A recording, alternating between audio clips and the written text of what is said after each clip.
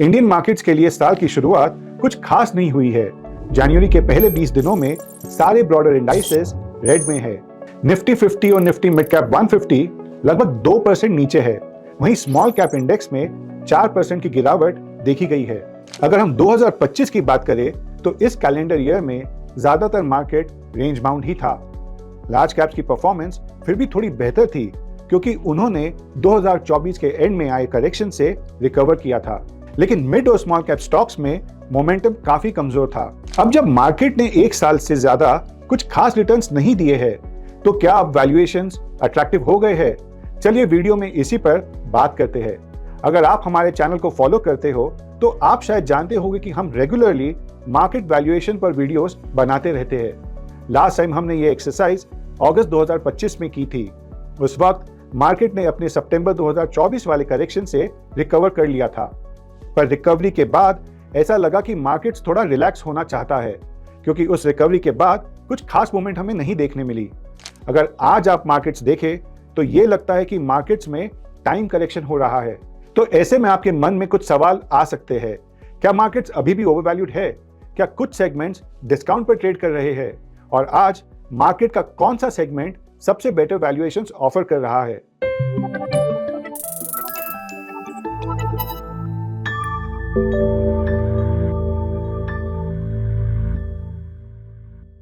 Hello and welcome to ET money Hindi. आज के video में हम मार्केट वैल्यूएशंस को एनालाइज करने के लिए 5 इंपॉर्टेंट मेजर्स यूज करेंगे। इस वीडियो के एंड तक आपको मार्केट वैल्यूएशंस के बारे में एक क्लियर पिक्चर मिल जाएगी, इसीलिए वीडियो को एंड तक जरूर देखिए। तो चलिए शुरू करते हैं।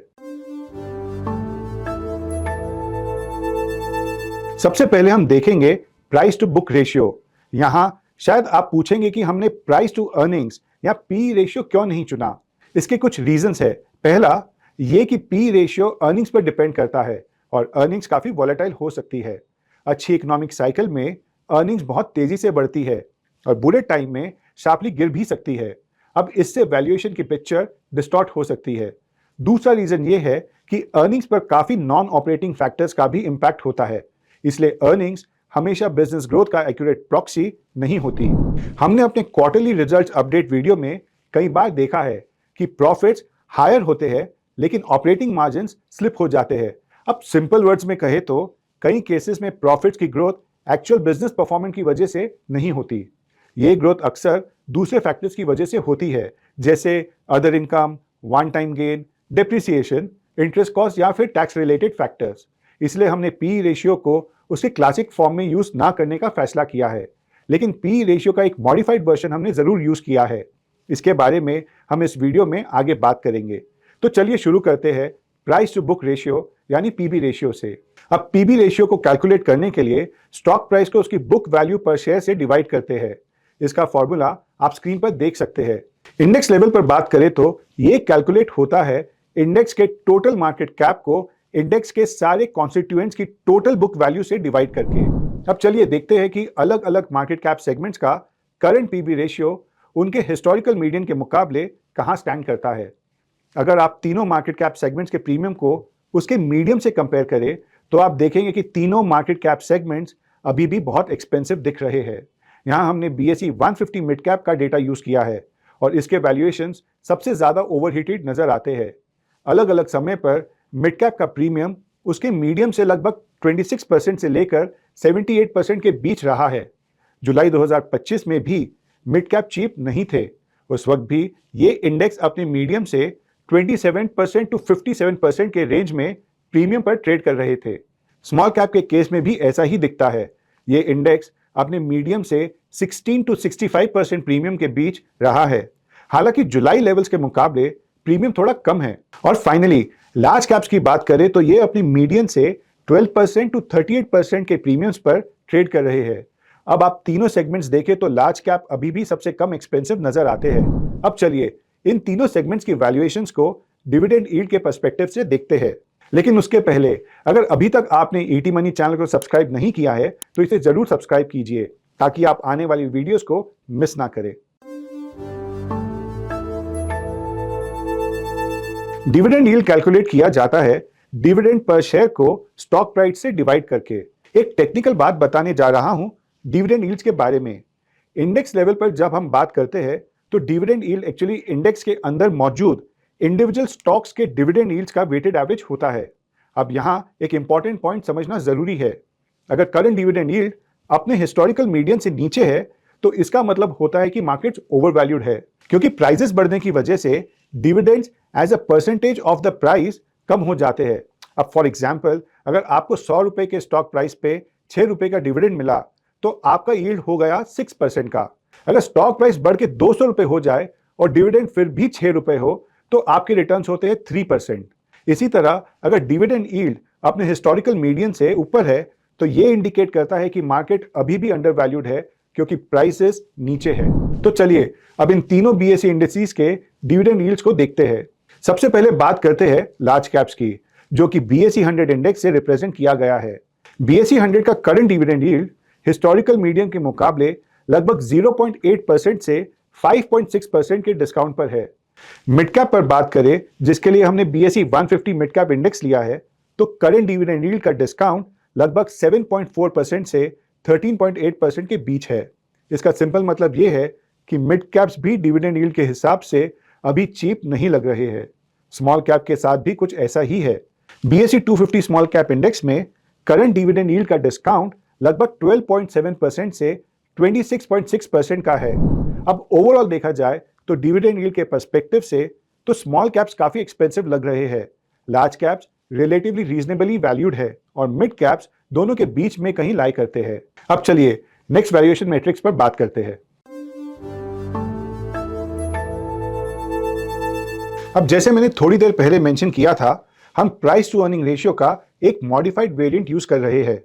इस मॉडिफाइड वेरिएंट को कहा जाता है सिक्लिकली एडजस्टेड पी रेशियो या फिर केप रेशियो। सबसे पहले समझते हैं कि ये होता क्या है। जैसे हमने अभी डिस्कस किया, क्लासिक पी रेशियो अर्निंग्स पर बेस्ड होता है और अर्निंग्स बिजनेस और सेक्टोरल साइकिल्स की वजह से काफी वोलेटाइल हो सकती है। केप रेशियो इसी वोलेटिलिटी को एड्रेस करता है। ये कैलकुलेशन में इन्फ्लेशन एडजस्टेड अर्निंग्स का 10 साल का एवरेज कंसिडर किया जाता है। इससे शॉर्ट टर्म में फ्लक्चुएशंस स्मूथ हो जाते हैं और वैल्यूएशंस की एक ज्यादा एक्यूरेट पिक्चर मिलती है। केप रेशियो को शिलर पी रेशियो भी कहा जाता है, क्योंकि इसे 1988 में प्रोफेसर रॉबर्ट शिलर ने इंट्रोड्यूस किया था। अब IIM अहमदाबाद के जोशी जेकब और रंजन राजू ने निफ्टी 50 का केप रेशियो कैलकुलेट किया है। ये कैलकुलेशंस 5 इयर्स, 7 इयर्स और 10 इयर्स बिजनेस साइकिल को बेस बनाकर की गई है। अब चलिए देखते हैं कि निफ्टी 500 का केप अपने हिस्टोरिकल मीडियन के मुकाबले कहां स्टैंड करता है। 10 ईयर बिजनेस साइकिल के कॉन्टेक्स्ट में देखें तो मीडियन केप 26.7 है और ये लगभग 55% के प्रीमियम पर ट्रेड कर रहा है।